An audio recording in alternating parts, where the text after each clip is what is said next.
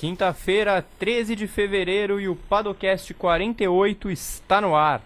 Bom dia a todos que estão nos acompanhando. Bom dia ao João, que hoje está operando essa grande atração. Bom dia, tudo bom? Tudo certo, João. Hoje eu quero aqui aproveitar um gancho deixado por Tony Kanaan. Na verdade, a notícia dos últimos tempos, né, que mais mexeu com a Indy foi a notícia de que o Tony vai se aposentar no fim do ano, né? Não é uma surpresa, mas infelizmente só vai ter parte da temporada para fazer pela Foyt. É óbvio que o Kanaan merecia um último ano com bem mais coisa que só as corridas em ovais, mas não é exatamente disso que falaremos hoje. Inclusive, tem um texto muito bom de Gabriel Carvalho. Enquanto eu estava de férias, essa notícia borbulhou e o Gabriel Carvalho fez uma análise muito boa sobre como o Tony merecia mais coisa do que só fazer as corridas em ovais pela Foyt. Mas aproveitando a aposentadoria dele, o fim de uma era, o debate de hoje vai ser: quem foram os melhores pilotos brasileiros na década de 2010? Em que lugar entraria o Tony nessa lista? Para vocês terem uma ideia, obviamente não falando só dessa década, mas o Tony foi campeão da Lights em 97, venceu 17 corridas na Indy em diversas épocas, né? A Indy rompida, a Indy fundida, venceu o título de 2004 com a Andretti, a Indy 500 de 2013 pela KV, que foi uma das grandes vitórias de Indy 500 dos últimos tempos, fez pódio com a pior Foyt possível, enfim, ele teve uma carreira muito boa. Para tal missão, contaremos com Fernando Silva, Pedro Henrique Marum e Vitor Fázio, que eles vão falar dos melhores, subestimados, enfim, essas coisas do tipo. Bora começar então com Fernando Silva? Quero saber se Fernando Silva está na escuta. Salve, salve, Gabriel, salve, João, a todos os amigos, as amigas, a quem está na escuta do nosso podcast. Estamos aqui na escuta e é um prazer falar com vocês aí, primeira participação aí nessa temporada 2020 do podcast do GP, sempre um prazer, sempre uma honra estar fazendo parte de tudo isso. Eu queria dizer que é uma satisfação estar contigo, Fernandão, nesse primeiro programa que eu apresento no ano. O Noronha deu início à nossa temporada. Mas, Fernandão, eu já queria saber com você, de cara, o seu top 5 de pilotos brasileiros da década de 2010.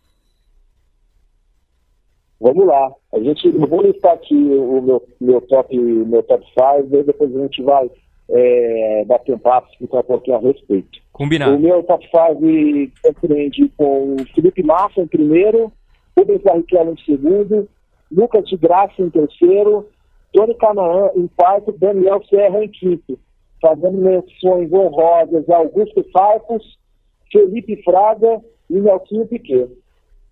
Muito bom, boa lista, hein? Então começa do começo, né? Como diria o sábio, começa de Felipe Massa. Por que o Massa é o primeiro colocado?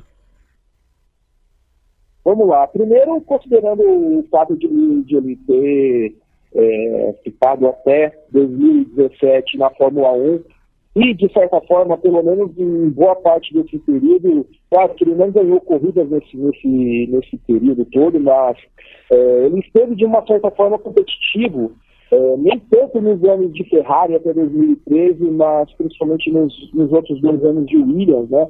2014 e 2015, ele teve talvez o seu melhor período da década, desde que ele ficou perto do título mundial lá em Interlagos em 2008.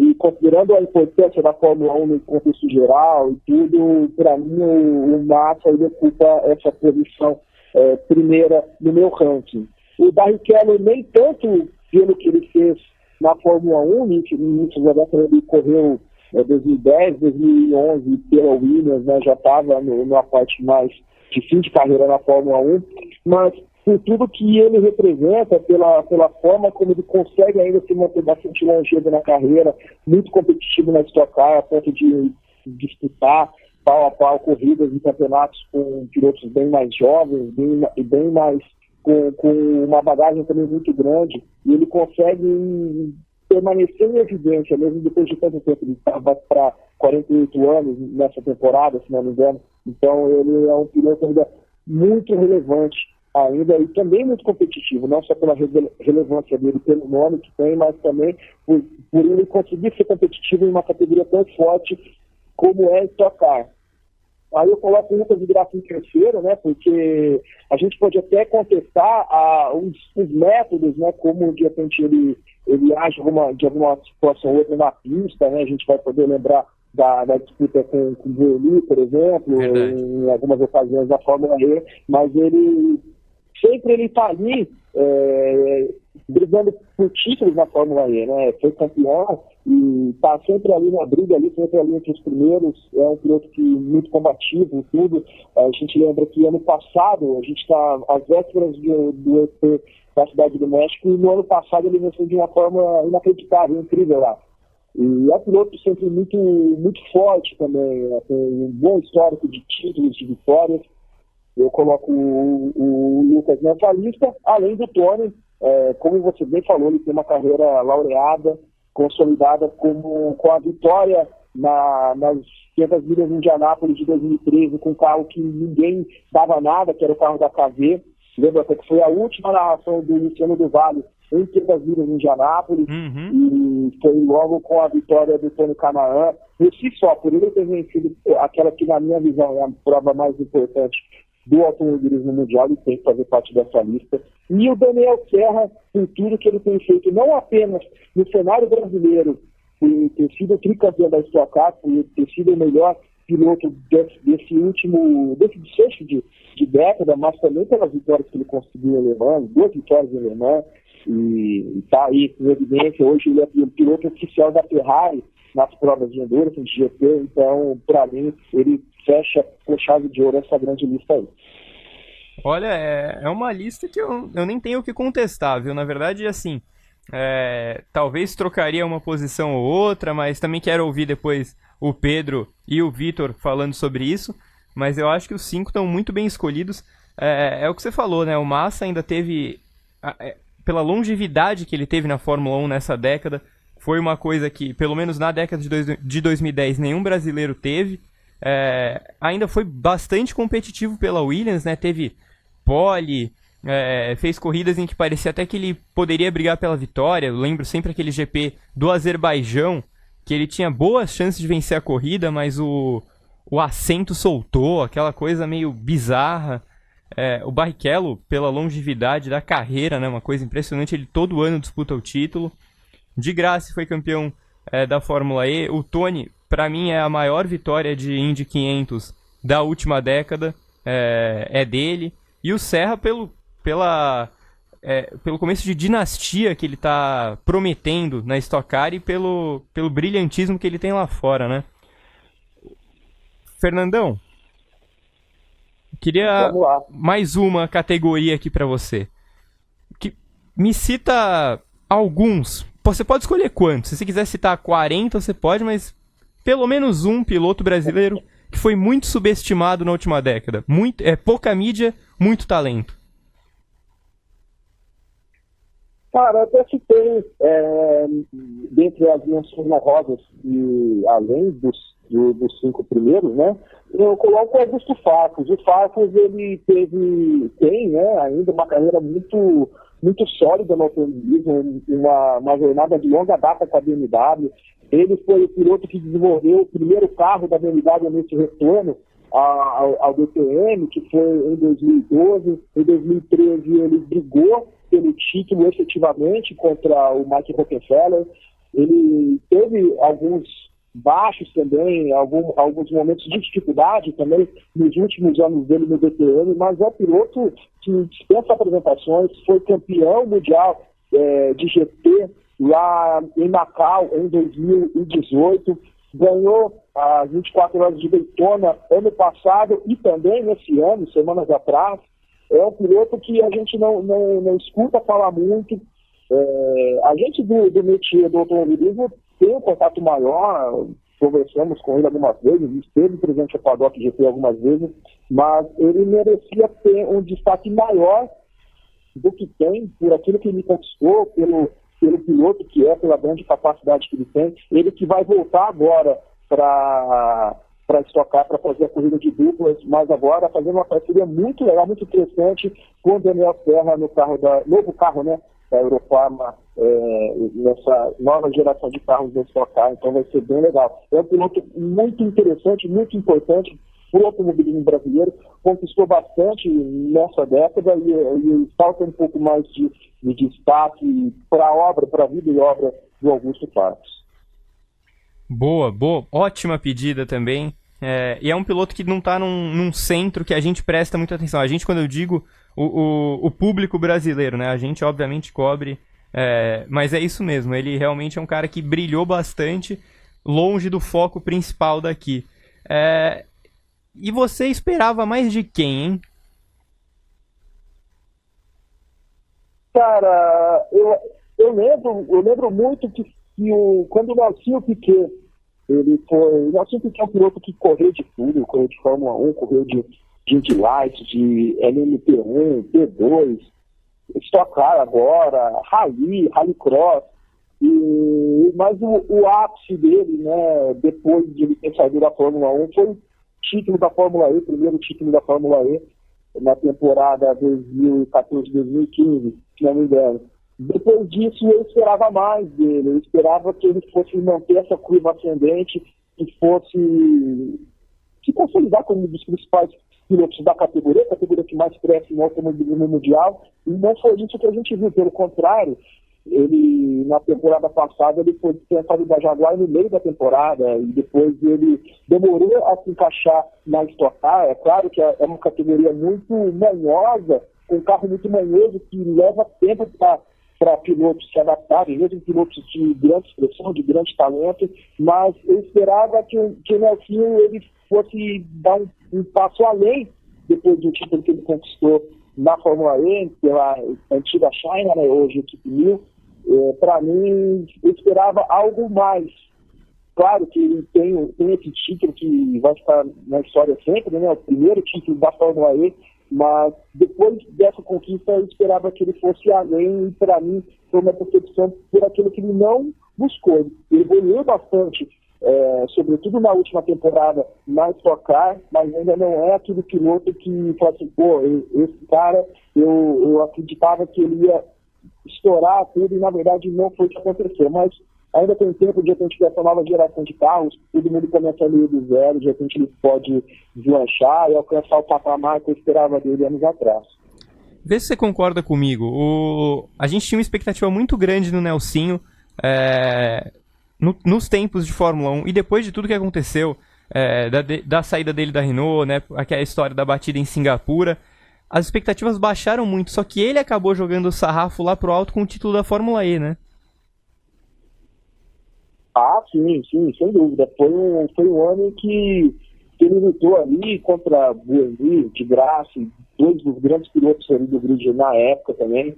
E trouxe uma expectativa muito grande, só que depois daquilo foi um declínio que teve também relação com a equipe pela qual ele corria, mas depois ele não conseguiu reagir muito depois daquilo, né? Fica mesmo uma expectativa para o que ele pode fazer. Ele está totalmente concentrado na Stock Car, voltou a morar no Brasil, então de repente todos esses fatores podem ajudá-lo a ter um ano de mais sucesso do que os que ele obteve no ano passado, que não foram tão bons assim. Acredito que ele, se ouvisse esse podcast nosso, ele há de concordar conosco também. Joia. Fernandão, muito obrigado, viu? É isso, meu bom. Tamo junto, conte conosco sempre aí. Bom programa a todos aí, brilhem muito. Tamo junto aí, saudações. Saudações pro meu querido Fernando Silva. Enquanto o João liga pro Pedro, vou repassar aqui os nomes citados por Fernando Silva pra gente fazer um balanço depois no final do programa. Ele citou o Massa em primeiro, o Barrichello em segundo, o Di Grassi em terceiro, o Tony Kanaan em quarto, o Serra em quinto, colocou o Augusto Farfus como o piloto subestimado e o que ele esperava mais, o Nelson Piquet. Eu vou revelar aqui o meu esperava mais, não é nem tanto por culpa dele, é mais por culpa das circunstâncias. Eu vou citar o Luiz Razia, porque o Razia esteve muito perto de chegar na Fórmula 1. Tudo bem que ele ia pegar uma bomba, né, na época com a Marúcia, mas é um piloto que esteve tão perto da Fórmula 1 e sumiu completamente do radar, assim. Razia chegou a correr o Brasileiro de Marcas uns anos atrás. Enfim, hoje faz auto esporte, né? Tá mais na TV do que nas pistas. Mas eu admito que era um piloto que eu botava bastante fé, esperava bastante coisa dele, sinceramente. Já temos o Pedro, João? Ainda não? Então vamos também passar aqui o meu subestimado. Eu vou seguir a linha do Fernandão e na verdade eu vou citar dois pilotos. O primeiro é o André Negrão, que foi um cara que tentou chegar à Fórmula 1, fez o caminho nas categorias de base, não chegou, né, parou ali na GP2 também sem muitos resultados, mas ele se encontrou de tal forma no WEC, né, brilhando na LMP2. Depois ele teve uma passagem interessante até no Road to Indy, mas na LMP2 ele foi realmente muito bem.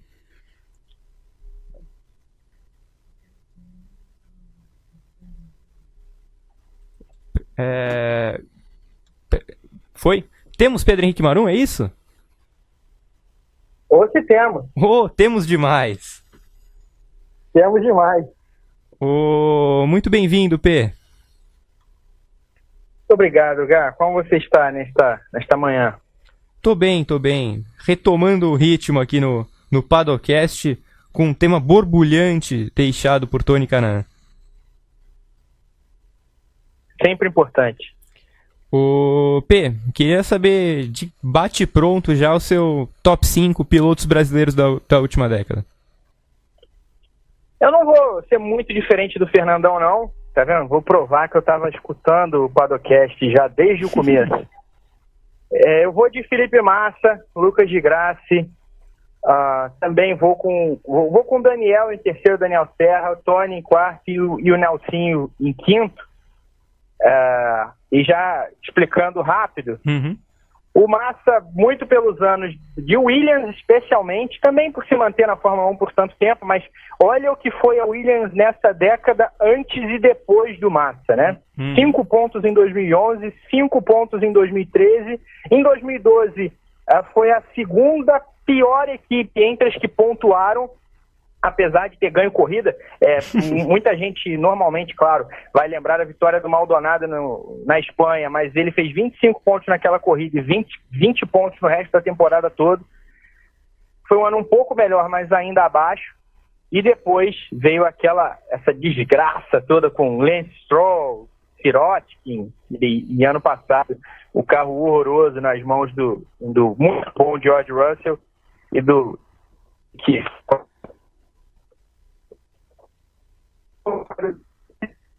foi a quinta colocada 2 vezes em um ano que, especialmente em 2017, apesar de ter feito menos pontos, ficou na frente de Renault, de Haas, de Sauber, enfim. Então, ele faz parte disso também, e acho que merece o crédito. O de Grassi conseguiu se esgueirar ali na Audi, no WEC, para dar o restart na carreira depois de um período complicado na Fórmula 1. Foi para a Fórmula E, tem um número, não só um título, mas um número absurdo de pódios, quase 50% das corridas que ele disputou na categoria, ele foi ao pódio, é o grande, entre os pilotos, aquele que se pode chamar de idealizador da categoria, da forma de guiar na Fórmula E, enfim.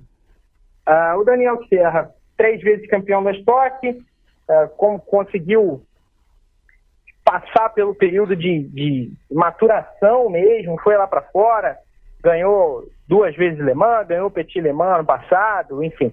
Hoje é um piloto com muita cancha internacional e recebe o respeito devido por isso. O Tony, embora a década dele não tenha sido nem comparável à anterior, em termos de consistência, de qualidade, como a gente tem poucos pilotos nessas principais categorias, especialmente dos monopostos, isso conta muito, que ele tenha conseguido se manter competitivo. Enfim, ganhou as 24 horas de Le Mans, as 500 milhas de Indianápolis, ganhou 24 horas de Daytona também, né? Uhum. Conseguiu ir ao pódio com equipes ruins, conseguiu levar a KV à frente de onde ela deveria estar, conseguiu fazer pole com uma Foyt aos frangalhos. Então, conseguiu se manter competitivo de fato nessa década. E o Nelson Piquet, apesar de eu concordar com tudo que vocês falaram, eu acho que não é só o título da Fórmula E, e aí a gente tem que olhar também para o que aconteceu no início da década. Ele teve sucesso na NASCAR. Justo. Né? Ficaria lá, ele mesmo já falou, ficaria lá, teria ficado lá se tivesse conseguido patrocínios para tanto. Conseguiu ganhar, ser competitivo, subir de categoria, enfim. Então, por isso eu coloco o Nelson nesse top 5. Muito bom, justo. É interessante, o Nelson eu acho que é realmente o piloto que pode estar nessas duas categorias mesmo. Eu queria saber de você, o cara subestimado. Qual foi o brasileiro que foi subestimado nessa década? Eu pensei muito nisso. Também, eu sempre tento, quando vou fazer essa lista de década, não ficar sofrendo de ressentivismo. Então eu tentei avaliar vários nomes, assim, e alguns me pareceram até bons, mas eu vou de um cara que surgiu nesse fim de década, pelo que aconteceu do ano passado para esse ano, que é o Matheus Leite, que eu já falei no vídeo no GP às 10, na semana passada. É o melhor piloto dessa geração de jovens pilotos do Brasil. E eu repito, eu acho o Matheus melhor do que o Pedro Piquet, do que o Sérgio Sete Câmara, do que o Pietro Fittipaldi. Eu acho realmente um bom piloto e que saiu da Indy de uma forma muito feia, né? Depois de guiar 2 anos com um carro muito ruim, foi escanteado por uma equipe que deixou na praça essa sensação, não só a sensação, falou-se na praça, começando na Foyt, de que era um piloto não tão bom assim. Por sorte ele foi para o INSA e começou bem em Daytona e tal, e espero que tenha sucesso. Mas a carreira dele ficou já andando na berlinda, apesar de iniciante ainda, depois desses 2 anos de Foyt. Ótimo voto. E quem que era o cara que você esperava mais nessa década? Aí eu vou concordar com você, o Luiz Razia, né? Por motivos até óbvios. É um cara que bateu na Fórmula 1, chegou a ser um piloto de Fórmula 1 por algumas horas, né? Uhum. E aí depois acabou vendo a carreira não só cair de nível, né? Hoje ele não é um piloto. Talvez corra uma coisa aqui e ali, mas para um cara que outro dia estava entrando como um piloto jovem na Fórmula 1, hoje não está numa categoria minimamente competitiva. A gente vê o Felipe Nasser conseguiu encontrar o caminho dele para o INSA, ser campeão, voltar a ser muito competitivo, ganhar uma chance na Fórmula E. Agora ele tem a chance de testar na Indy, quem sabe vai correr aí algumas provas na temporada. O Razia não teve nada disso. A gente está em 2020 e a gente trata do Razia como um ex-piloto, e é uma pena. É isso, eu concordo 100%. E aí, a última pergunta era a posição do Tony, você colocou ele em 4º, assim como o Fernandão. Então é isso, viu, P? Por hoje é isso. Excelente. É sempre um prazer participar do Paddockcast, sempre um prazer bater a bola com você, e estamos à disposição. Obrigado, P. Volte sempre, você sabe que sempre será convidado mesmo. Obrigado pela participação. O João agora vai conectar Vitor Fázio pelo Skype, diretamente de Berlim, né, a nossa ligação DDI. Enquanto isso, eu vou passar o meu outro piloto que eu acho que foi subestimado na década, né? Eu já falei do André Negrão, pela reviravolta que ele deu no WEC, e pouco se fala, né, como eu costumo dizer. Mas outro piloto muito importante que o Brasil teve na década, e também não teve tanta mídia, foi o João Paulo de Oliveira. Eu acho que toda vez que ele vem correr aqui no Brasil, quem não conhece ele muito bem fica chocado com a qualidade dele. E é um cara que faz muito sucesso no Japão. correndo de GT, e por isso ele merece a menção aqui entre os pilotos subestimados. Bom dia, boa tarde, boa noite, Vitor Fazio, tudo bem? Boa tarde, Gabriel Curti, Jaquim de Prontidão, prazer participar de novo do Paddockcast com vocês. Prazer é nosso. Eu queria saber se o senhor se recompôs depois da maratona de ontem. Veja bem, lentamente, com calma, mas assim, cada vez melhor. Que bom, fico feliz, já tá pronto pra correr amanhã de novo. Isso. O Citor, eu queria saber de você o seu top 5 de pilotos brasileiros na década, manda pra gente. Então, eu tentei variar um pouco mais a lista, mas enfim, a minha lista é Di Grassi, melhor piloto da década, Felipe Massa, segundo melhor, Daniel Serra, terceiro melhor, e aí quarto e quinto lugar eu dei umas inventadas de moda, coloquei Christian Fittipaldi em quarto e Hélio Castro Neves em quinto. Porra, ousado, hein? Explique. Bom, o Lucas Di Grassi eu acho que ele leva essa porque ele foi o piloto que conseguiu se manter em mais alto nível e por mais tempo.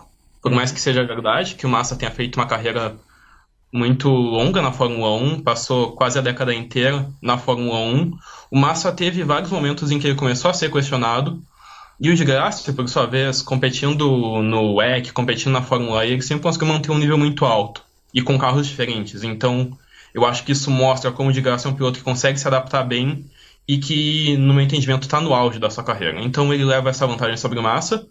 Daniel Serra, ele é um cara que merece destaque porque ele fez algo que é muito raro na Stock Car, que é impor uma espécie de domínio, mesmo que seja um domínio recente. Ele está claramente um nível acima dos outros. Não por acaso recebe chances na Europa, no Endurance, com a Ferrari. Esteve lá nas 24 horas de Le Mans, grandes atuações também. O Christian Fittipaldi é um cara que volta e meia é ignorado por ser de outra geração. É um cara que começou a carreira lá nos anos 90, teve passagem na Fórmula 1 ainda na época do Ayrton Senna, mas ele teve grandes atuações no IMSA, no Sports Car, venceu as 24 horas de Daytona, conseguiu uma carreira muito sólida, e isso já no momento em que se espera que o piloto esteja em decadência. Então, eu acho que ele merece sim esse destaque. Eu fiz questão de mencionar ele aqui nessa lista porque eu acho que ele merece ser lembrado. E o Hélio, eu acho que é uma disputa apertada entre ele e o Tony, mas eu ainda acho que o Castro Neves fez uma década melhor que o Canaan na Indy. O Castro Neves a gente lembra muito pelos títulos que ele perdeu, pelas pipocadas que ele deu na Indy, principalmente na primeira metade da década, mas ainda assim, ele é um cara que ele conseguiu brigar pelo título mais de uma vez, e o Canaan, por mais que ele tenha conseguido boas corridas, ele sempre me passou a impressão de ser muito menos consistente do que o Castro Neves, por assim dizer. Certo. Então, pela sua lista, eu sou obrigado a perguntar, principalmente de um piloto. Rubens Barrichello. Por que ele não está na sua lista e mais ou menos em que lugar você colocaria ele? Então, eu fiquei um pouco na dúvida sobre isso. Eu diria que o Rubinho ficaria ou, sei lá, em sexto ou sétimo na minha lista. O que pesou contra é que, apesar de... Bom, o Rubinho começou a década na Fórmula 1 ainda, ele passou pela Indy, mas para mim fica claro que a grande década do Rubinho foi a década de 2000. A década de 2010, ele teve momentos muito esporádicos. Ele, em 2010, fez uma boa temporada pela Williams. Em 2011 e 2012, ele já teve temporadas mais difíceis. Em 2011, porque a Williams era terrível. Em 2012, porque a adaptação dele à Indy foi muito difícil. E aí, na Stock Car, ele de fato consegue fazer uma bela temporada em 2014, é campeão. Mas aí, daí pra frente, ele é um cara que ele vence corridas com frequência, é verdade, mas que, no meu entendimento, ele já tá cada vez devendo mais e mais aquele brilho do que ele teve no auge e dando sinais de que a idade está começando a pesar. Então ele é um piloto que fez uma década muito positiva, mas que já está passando um pouco da melhor fase dele. Isso tá claro para mim. Então vamos também... Eu vou aproveitar que você é o nosso último comentarista e vou perguntar aqui dos outros pilotos citados também, e você vai me dizendo aonde que eles estariam na sua lista. Nelsinho Piquet, que foi citado por Pedro Henrique Marum, onde estaria?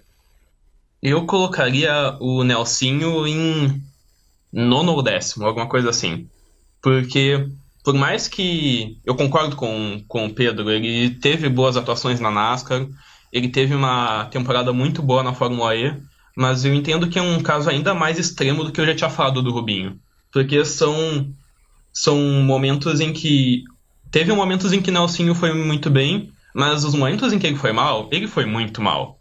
As temporadas últimas dele na Fórmula E foram terríveis. Na Stock Car ele tá com dificuldades. Então ele é um piloto que é realmente uma incógnita pra mim, porque é um cara que um dia ele parece um cara que tá numa fase boa, que tá com tudo sob controle, mas no outro dia a gente olha pra ele e se pergunta o que ele tá fazendo, né? Então é um caso muito complicado, um caso que eu ainda coloco ele no meu top 10, mas bem na rabeira do meu top 10. Justo. Próxima categoria, então, pilotos subestimados. Você tem 1, 2, 20, quantos você separou aí? Eu separei eu não ouvi direito o teu comentário, mas eu separei o João Paulo de Oliveira. Boa. Que eu ouvi que tu citou ele. E eu acho que ele é um piloto que merece ser citado nesse caso, simplesmente porque quase não se fala de automobilismo japonês aqui no Brasil. Claro, a gente que cobre, a gente que acompanha, a gente tem uma noção melhor. Mas eu tenho a sensação de que o público geral não tem a menor ideia de quem é o João Paulo de Oliveira. Ele é um cara que ele conseguiu ser muito constante. Ele passou literalmente a década inteira correndo no Super GT, na Super Fórmula, e ele fez grandes atuações. Claro, ele não foi um super campeão, as vitórias vinham de forma esporádica, mas eu acho que é muito louvável, é digno de aplausos quando a gente tem um piloto que consegue performar tão constantemente ao longo do ano, que é uma coisa que, como eu citei, foi difícil pro Nelsinho, foi difícil pro Rubinho, foi difícil até por isso que eu coloquei em top 10, como o Hélio, como o Christian, como o Felipe Massa. Então é realmente digno de aplausos, como o João Paulo de Oliveira foi constante ao longo da década, e isso não recebe reconhecimento devido. Sim, bem apontado. Quem que era o piloto que você esperava mais ali, tipo, pra 2010, 11, que você olhava e falava... esse cara vai ter uma grande década, ou então durante a década ele despontou super bem e depois sumiu? Pra mim, o exemplo mais clássico disso é o Felipe Nasser, porque voltando lá para 2010, 2011, que tu citou, a gente já tava nessas de, qual é a próxima geração de brasileiros na Fórmula 1? Porque o Rubinho já tava quase de saída, o Massa já era bastante criticado, e não tinha gente nova vindo. E aí surgiu o Nasser, com boas atuações na Fórmula 3 britânica, foi campeão da Fórmula 3 britânica, teve boa passagem na Fórmula 2, mesmo não sendo campeão. E aí, quando ele subiu para a Fórmula 1, acabou que ele se meteu numa roubada com a Sauber. É claro que algumas atuações dele não foram tão brilhantes assim, como, por exemplo, em 2016. A temporada 2016 dele foi bem fraca, mas em 2015 ele dava a sensação de que ele podia realmente se consolidar na Fórmula 1. E aí não aconteceu e a carreira dele foi ladeira abaixo. Ele está se encontrando agora, mas mesmo estando bem consolidado no INSA, mesmo estando de olho na Indy, mesmo já tendo feito aparições na Fórmula E, ele é um cara que, independente de onde ele termine, eu tenho a sensação de que ele nunca vai cumprir aquela expectativa de que se tinha dele 10 anos atrás. De um cara que vai ter uma carreira sólida na Fórmula 1 e quem sabe um dia brigar por vitórias. Isso não vai acontecer. Ele ainda vai ter uma carreira boa, mas ele nunca vai cumprir aquelas expectativas que a gente chegou a ter dele. Apesar do comentário mais famoso ter sido do Senna ao contrário, a verdade é que o Nasser era tratado como um novo Massa, né? Ele era tido como o substituto do Massa para ficar 20 anos na Fórmula 1.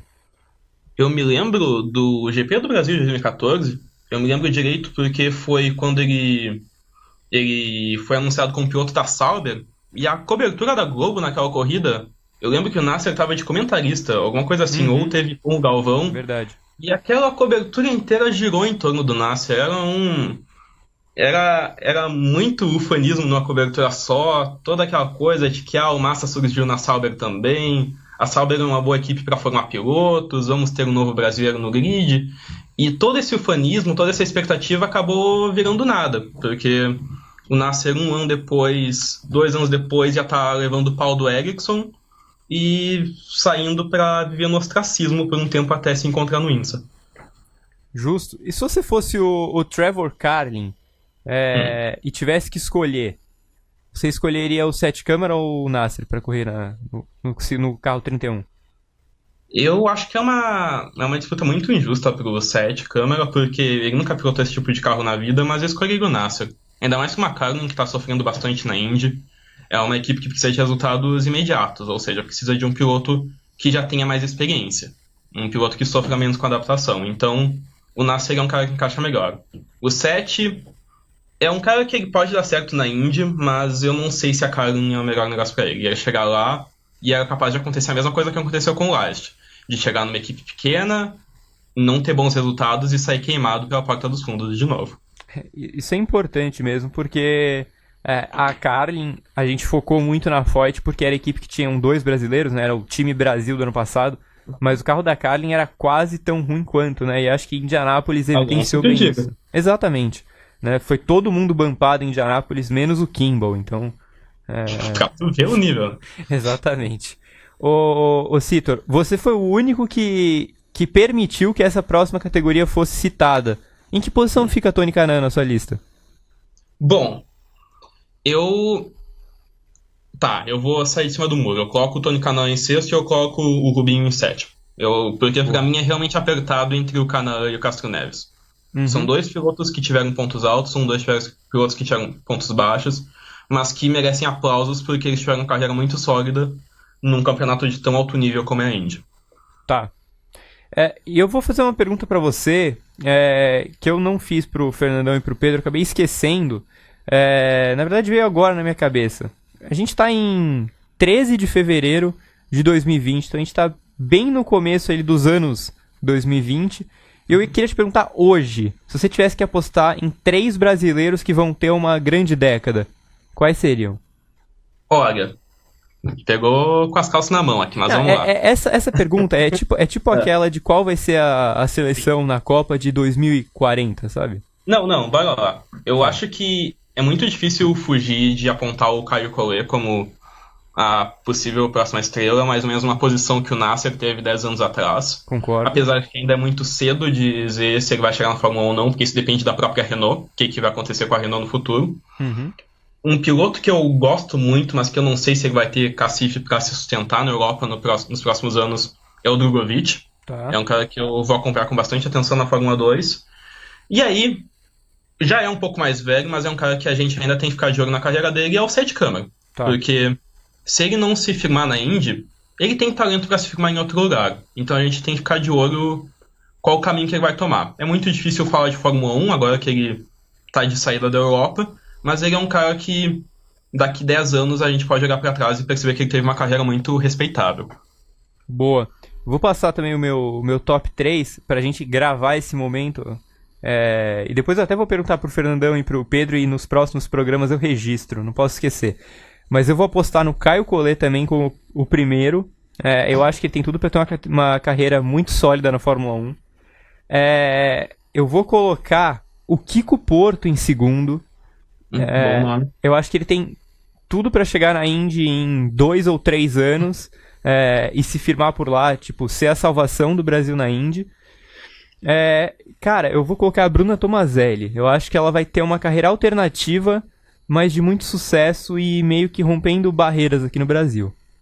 E no caso da Bruna, eu acho que é interessante porque é realmente esse caso de, mesmo que, sei lá, ela não seja campeã de uma grande categoria, é uma carreira muito significativa. Uhum. Porque a gente vê a Bia ela ainda vai passar muito tempo nas pistas, mas a Bia já é de outra geração. Sim. Nessa nova geração a gente estava precisando de uma pilota mulher brasileira representando a gente nas pistas. Porque quando a gente pensa nos outros exemplos de mulheres, são todas europeias, e tava faltando uma pilota brasileira. E até onde eu sei ela é gremista também, então... Tamo junto. Justo. Eu acho que é isso também, assim, eu coloco É óbvio que eu não vou colocar ela no top 5 ou no top 10 da última década, mas eu acho que só a temporada que ela fez na USF 2000 do último ano já é muito significativa. E o passo dela estar na W Series agora, também fazendo corridas de endurance e tal, o caminho que ela vai abrindo credencia muito ela para ser uma das principais pilotas, ainda mais nesse cenário em que a gente não tem um piloto na Fórmula 1, não tem uma perspectiva de ter em breve. Eu acho que ela tem tudo para achar um caminho muito bom para ela. Não. Vai ser uma carreira muito respeitável. Se eu tivesse que apostar meu dinheiro em alguma coisa, eu aposto em uma carreira muito sólida na Europa, talvez no Endurance, talvez em categoria de Fórmula, mas certamente uma carreira respeitável. É isso aí. Obrigado, viu, Vitor Fázio? Eu que agradeço, um prazer participar aqui e já ansioso para a próxima. Valeu. Volte sempre. Um abração para você. E a gente vai se encaminhando aqui para a reta final do Paddockcast. Só queria fazer então o balanço final de como ficaram os votos. Os pilotos mais citados na lista foram Felipe Massa. Acho que o Massa em primeiro porque ele ficou em primeiro na lista do Fernandão e do Pedro. O Di Grassi acabou liderando a lista do Vitor, ficou em segundo na do Pedro, em terceiro na do Fernandão. Rubinho e Tony foram bem citados, mas menos do que o Serra, que entrou nas três listas. O Nelsinho Piquet entrou na lista do Pedro. O Vitor lembrou do Castro Neves e do Christian Fittipaldi. Aí tivemos bastante variedade nas outras categorias. O Farfus, o Leist, o João Paulo de Oliveira e o André Negrão, por mim, foram lembrados como pilotos subestimados. Quem esperava mais? Nasser, o Razia, o Nelsinho Piquet, foi o único cara que entrou em duas categorias aqui na nossa lista. E a posição média do Tony foi o quarto lugar. Quarto no Fernandão e no Pedro, sexto no Vitor. Eu acho que a minha lista seria mais ou menos essa também, com o Tony em quarto. Eu acho que eu deixaria o Di Grassi em primeiro, o Massa em segundo, o Serra em terceiro, o Tony em quarto, e na quinta colocação eu colocaria o Farfus. Acho que ele foi um piloto muito relevante, principalmente na primeira metade da década, e sempre que ele vem ao Brasil ele faz um estrago, mostrando toda a qualidade dele. Esse foi o Paddockcast de número 48. Eu espero que vocês tenham gostado, que voltem aqui na semana que vem, acompanhem Felipe Noronha no comando, ainda não sei o tema. Quero que vocês salvem também os nossos prognósticos, meu e de Vitor Fázio, sobre os grandes pilotos brasileiros da década de 2020. Olha, a gente está fazendo isso na quinta semana do ano, a chance da gente errar é gigantesca, mas, enfim, estamos aqui para dar a cara a tapa. Depois, eu prometo que eu vou trazer a lista do Fernandão e do Pedro. Eles mesmos podem até falar no próximo programa em que a gente conversar. Próxima quinta, então, mesmo horário, ali entre 11 e 11 e pouco. Mas seguimos praticamente sem parar na nossa programação no YouTube. Tem o GP às 10, todos os dias às 10 da manhã, às 10 da noite. Em breve o Paddock GP de volta, o Briefing também de volta quando a temporada da Fórmula 1 começar. E eu também atento para os vídeos dos lançamentos dos carros da Fórmula 1, que estamos lançando algumas horas depois. Lançando depois do lançamento é feio, mas é isso que está acontecendo. Estamos mandando os vídeos após os lançamentos dos carros. Então, hoje, assim que eu chegar para trabalhar na redação, gravarei o vídeo da McLaren. No final da tarde estará no ar com a edição de Thiago Ezequiel. Um abraço a todos, um obrigado ao João que operou a nossa atração. Obrigado ao Vitor, ao Fernandão, ao Pedro que participaram, principalmente a você que nos acompanhou, que nos prestigiou. Até a próxima e tchau!